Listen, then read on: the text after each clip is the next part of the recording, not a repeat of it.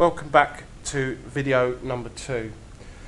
This will explain how we disconnect the machine. Okay, again, I've got the correct PPE on to use the machine. So what we now need to do is we need to disconnect the pipes. But before we can actually disconnect them, we need to evacuate them.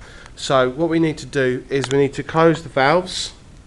And again, to close the valves, we actually just turn on the low pressure side, the blue valve at the back of the connection, and it should then look like this. So there should be a gap in between the actual bayonet connection, which will allow you to pull that off once we've evacuated the pipes. The same on the high pressure side. Okay, we literally, as you can see there, we just wind that back until a gap appears. Okay, once the gap appears, the bayonet will be able to be removed. Okay, but before we can do that, we need to evacuate any gases that are left over in the high pressure and also the low pressure.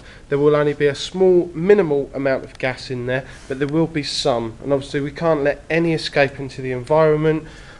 Okay, so the next thing we need to do is we need to look at the menu. Okay, and it says automatic procedure, so we press start. Okay, that will give us a printout. Okay, then we go down to assisted procedure, and then we press start.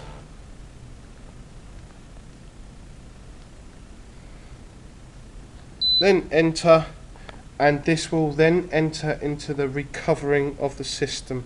So this will basically evacuate any gas inside the system. Okay, now we get to this menu here. Okay, we press number 2, standard. Registration plate. We don't need to enter a registration number. Obviously, if you were in the garage, you would need to do that. Okay, so we press no. Then we open the high and low pressure. Okay, and then we press start. Okay, we're pressing start. This will then start the machine in process. And if we look at the gauges, they start going down to 0, and this will continue for around about 4 to 5 minutes until the gauges reach 0 and the pipes have been evacuated correctly.